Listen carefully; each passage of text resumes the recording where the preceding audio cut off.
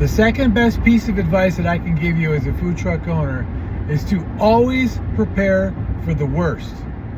That may seem harsh, but this will serve you well in the future, because as a food truck owner, I can tell you something happens each and every week. Some kind of problem occurs, some emergency, something that has to be fixed. Every single week, some kind of adversity has to be overcome.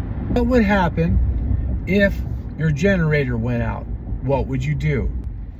What would happen if your propane went out?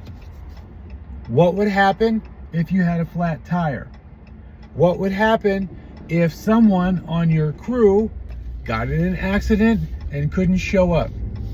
What would happen if you went to get something that you had to buy for the week for service and it wasn't there? There was no lettuce, there was no meat, and you had to go somewhere else. What would happen if you went to an event and there was more food trucks than you thought, or the parking situation wasn't good, or you were asked to leave? What would happen if your event for the day didn't work out? What would happen if you were going to a regular spot for months and months and months, and then it became a place that you couldn't go to anymore? What would happen if a customer came up to you and demanded something such as a refund, or there was an issue with their food?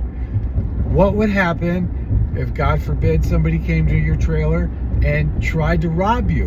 What would you do?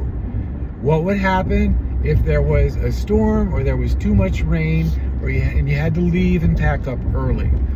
What would happen if you keep your food, let's say, at home in your garage overnight, refrigerated or frozen, and you lose power? These are all scenarios that have happened to me in the past. What would happen if the sink drained all over your floor? You had water everywhere in your food truck. What would happen if the roof of your food truck leaked? What would happen if there was so much rain that water got in, it went all over your counter and soaked things that were being stored on your food truck? What would happen if one of the burners on your grill unexpectedly went out? What would happen if your fryer needed service and would no longer work? Who would you call? Again, these are all things that have happened to me in the last year, and these are all situations that I've had to overcome. What kinds of problems and emergencies have you had to solve with your food truck, and what would you do in the situations that I've mentioned? Comment below. John with What the Food Truck. Subscribe for more food truck related content.